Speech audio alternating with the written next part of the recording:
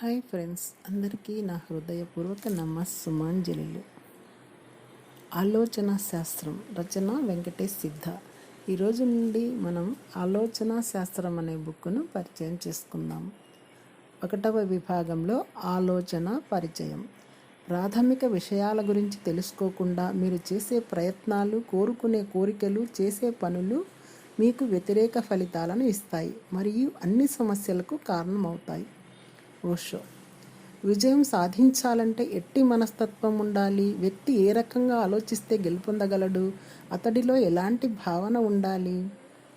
ఒకానొకప్పుడు ఒక ఆంగ్ల దినపత్రిక గెలుపుకు ఓటమికి తేడా ఏమిటి అనే విషయం గురించి జరిగిన సంఘటనలను ఉదాహరిస్తూ వ్రాసిన వారికి బహుమతులు ఇస్తానని ప్రకటించింది. ఒక వ్యక్తి వ్రాసిన ఈ గాథకు మొదటి బహుమతి లభించింది. ఒక ఓడ నట్టనడి సముద్రంలో మునిగిపోతోంది. రక్షణోపకరణాలు కొందరికే లభించాయి. వాటిని వినియోగించుకొని వాళ్ళు ప్రాణాలు రక్షించుకొని ఒడ్డుకు చేరుకోవడానికే పోతున్నారు.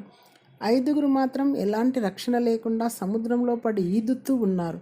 ఒడ్డు అనేది వారికి 100 మైళ్ళ దూరంలో ఉంది. వారిలో 4గురికి నిరాశ ఏర్పడింది.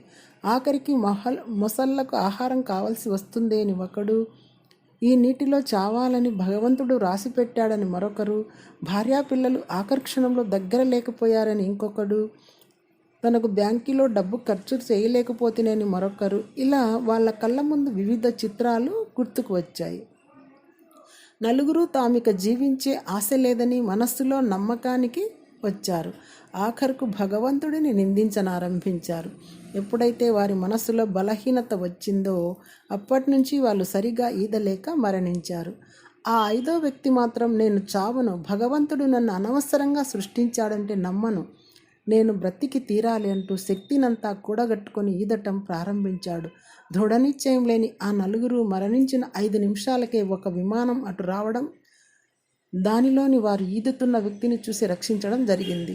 ఓడ మునుగుతున్నప్పుడు కెప్టెన్ వైర్లెస్ ద్వారా చేసిన విజ్ఞప్తి వలన ఆ విమానం వచ్చిందని అతడు తెలుసుకున్నాడు. విజయానికి ఓటమికి తేడా ఆలోచనలే.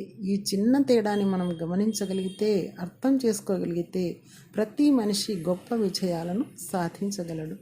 పై కథను జాగ్రత్తగా గమనిస్తే 5గురు వ్యక్తులు ఎదుర్కొన్న పరిస్థితి ఒక్కటే, కానీ తేడా అంతా వారి ఆలోచన విధానంలో మాత్రమే. ఇదే విజయానికి మరియు అపజయానికి కారణం అయింది. ఎప్పుడైతే 4గురు వ్యక్తులు బలహీన ఆలోచనలను చేశారో వారిలో శక్తి నశించి నమ్మకం పోయింది. అలాంటి శక్తి, నమ్మకం, ఆశ వారిలో సన్నగిల్లగానే అన్ని రకాల బలహీనతలను వాళ్ళను చుట్టుముట్టి అపజయానికి, మరణానికి దారితీశాయి. 5వ వ్యక్తి మాత్రం ఎదుర్కొంటున్న పరిస్థితి ఎలాంటిదైనా, ఎంత జటిలమైనదైనా సరే శక్తివంతమైన ఆలోచనలు మాత్రమే చేశాడు. బలమైన ఆలోచనలు అతడికి అద్భుతమైన శక్తిని, నమ్మకాన్ని ఇచ్చాయి. ఎప్పుడైతే శక్తి, నమ్మకం మరియు ఇచ్ఛ అతడిలో పెంపొందాయో అన్ని రకాల విశ్వశక్తులు అతడికి సహాయాన్ని అందించి విజయానికి, జీవించడానికి కారణమయ్యాయి. ఒక సామాన్య వ్యక్తి ఆలోచనల పట్ల అవగాహన మరియు శిక్షణ లేని వ్యక్తి అన్ని రకాల పరిస్థితులలో శక్తివంతమైన ఆలోచనలను చేయలేడు అన్నది కఠినమైన వాస్తవం. ప్రమాదకర, ప్రతికూల పరిస్థితులు ఎదురైనప్పుడు ఆ వ్యక్తి యొక్క ఆలోచనలు అధపాతాళానికి చేరి అన్ని రకాల బలహీనతలు అతడిని చుట్టుముడతాయి. ఇదే జీవితంలోని అన్ని సమస్యలకు, అపజయాలకు, అనేక రకాల రుగ్మతలకు కారణం అవుతాయి. 4గురు వ్యక్తులలాగా కాకుండా కథలోని 5వ వ్యక్తిలాగా పరిస్థితులతో సంబంధం లేకుండా ప్రతి వ్యక్తి శక్తివంతమైన ఆలోచనలు చేస్తూ ఎదుర్కొంటున్న సమస్యలపై విజయం సాధించాలంటే ఆ వ్యక్తి ఖచ్చితంగా అత్యంత ముఖ్యమైన ప్రాథమిక విషయమైన ఆలోచన శాస్త్రంపై అవగాహన ఉండాలి. ప్రాథమిక విషయాల గురించి తెలుసుకోకుండా మీరు చేసే ప్రయత్నాలు, కోరుకునే కోరికలు, చేసే పనులు మీకు వ్యతిరేక ఫలితాలను ఇస్తాయి. జీవితానికి ప్రాథమిక విషయం ఆలోచన. పునాది లేకుండా కట్టిన ఇల్లు ఎలా అయితే నిలబడదో అలాగే జీవితానికి మూలమైన ఆలోచనల గురించి, వాటి వాస్తవాలు, శక్తులు మరియు ఉపయోగించే సరైన విధానాల గురించి పూర్తిగా అవగాహన చేసుకోకుండా జీవించే జీవితం అనేక రకాల ప్రమాదాలకు, సమస్యలకు, కష్టాలకు కారణమవుతుంది. ఆలోచన అనేది ఒక సైన్స్. దీనిలో అనేక ప్రాథమిక విషయాలు, నిగూఢమైన రహస్యాలు, అద్భుతమైన సూత్రాలు మరియు సత్యాలు దాగి ఉన్నాయి. శక్తి, డబ్బు, ఆరోగ్యం, ప్రేమ, సమృద్ధి, సంబంధ బాంధవ్యాలు, జ్ఞానం మరియు అన్ని రకాల కోరికలు, ఆశయాలు, లక్ష్యాలను ఆలోచన శాస్త్రంను అర్థం చేసుకోవడం ద్వారా పొందవచ్చు. అజ్ఞానం అనే రోగపీడితులు. అవిద్య, అజ్ఞానం అనేవి గాఢమోహం. దానిలో పడి చాలా కాలంగా అక్కడే పరిభ్రమిస్తున్నాము. బుద్ధ. సామాన్య వ్యక్తులు నియమిత పద్ధతులు లేని ఆలోచనలకు బానిసలు మరియు బాధితులు. ఆలోచనలను, వాటి ప్రభావాలను గురించి పూర్తిగా అధ్యయనం చేయడం ప్రతి మనిషి చేయవలసిన తప్పనిసరి విధి. అజ్ఞానం మరియు అవగాహన లేమి అన్ని కష్టాలకు, దుఃఖాలకు మూల కారణం. ఆలోచనలపై, వాటి శక్తులు, ప్రభావాలపై అవగాహన లేని సామాన్య మానవుడు ఎన్నో కష్టాలను, సమస్యలను, ప్రమాదాలను తనకు తానుగా సృష్టించుకుంటున్నాడు. చాలామందికి వారికి తెలియకుండానే, ఎరుక లేకుండానే అనేక రకాలైన ఆలోచనలు వస్తూ పోతుంటాయి. ఆలోచనలపై జాగృతి లేకపోవడం మూలాన వారి ఆలోచనలపై వాళ్ళకి ఎలాంటి నియంత్రణ, శిక్షణ ఉండదు. దీనివలన వారికి తెలియకుండానే జీవితంలో ఎన్నో కష్టాలలో, ప్రమాదాలలో కూరుకొనిపోతారు. జరిగిన తర్వాత వీటి గురించి నేను ఆలోచించలేదే, ఈ కష్టాలని కోరుకోలేదే అని దుఃఖిస్తూ భగవంతుని దయ తమపై లేదని ఆవేదనతో కన్నీరు కారుస్తుంటారు. అదేవిధంగా మానవ జీవితంలో ప్రధాన దుఃఖహేతువు ఏమిటంటే సత్కార్యము మరియు సహాయకారి అని ఎరిగి కూడా వాటిని ఆచరించలేని మన అసమర్థత. అలాగే వినాశకారి కాకపోయినప్పటికీ దుష్కార్యము మరియు అనర్థదాయకమని తెలిసి వాటిని వీడలేని మన అనక్తత.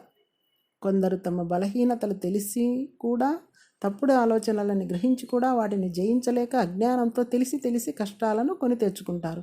అన్నీ తెలిసి కూడా పదే పదే తప్పులు చేస్తూ అనేక రకాల సమస్యలను తమకు తామే సృష్టించుకుంటారు. అంతేకాకుండా మనిషి నిరంతరం అజ్ఞానంలో ఉంచుతూ ఎదగనీయకుండా చేసేవి స్వీయ అహంకారపు మరియు పూర్ణ జ్ఞానం. నాకే అంతా తెలుసు, నేనే గొప్ప అనే అహంకార భావన మనిషికి ఎన్నో రకాలుగా కీడు చేస్తుంది. అలాగే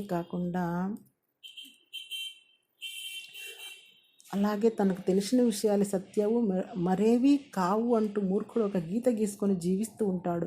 అలాంటి మనస్తత్వం మనిషి ఎదుగుదలకు తీవ్ర ఆటంకాలను సృష్టిస్తుంది. అపవిత్రత, మళ్ళీ కోప, ప్రతీకారం, ద్వేషం, అసూయకరమైన ఆలోచనలు, చెడు తలంపులు, కష్టాల గురించి దీర్ఘాలోచన, అవమానభరితం, దుఃఖపూరిత ఆలోచనలు, ఓటమి, బలహీన, అనారోగ్య, క్షీణకర, అశాశ్వత మరియు మరణ సంబంధ ఆలోచనలు ఆరోగ్యాన్ని, సంతోషాన్ని, పరిస్థితులను మరియు జీవితపు అన్ని విభాగాలను చిన్నాభిన్నం చేసి అత్యంత దారుణమైన జీవితానికి కారణమవుతాయి. పవిత్ర, సహన, అహింసాయుత, మంచి ఆలోచనలు, ప్రేమపూరిత, ఆనందకరమైన, నమ్మకం, విజయం, ఆరోగ్యం, శాశ్వత మరియు సరైన లక్ష్యంతో ఉన్న ఆలోచనలు అద్భుతమైన, ఆనందకరమైన జీవితాన్ని ప్రసాదిస్తాయి. ప్రతి వ్యక్తి తన ఆలోచనలే తన జీవితంలో జరిగిన సంఘటనలకు కారణమని తెలుసుకుంటే, ఆలోచనలపై లోతైన అవగాహన కలిగి ఉంటే ఆ వ్యక్తి తన జీవితాన్ని తనకు అనుకూలంగా, అద్భుతంగా మార్చుకోవచ్చు. Thank you.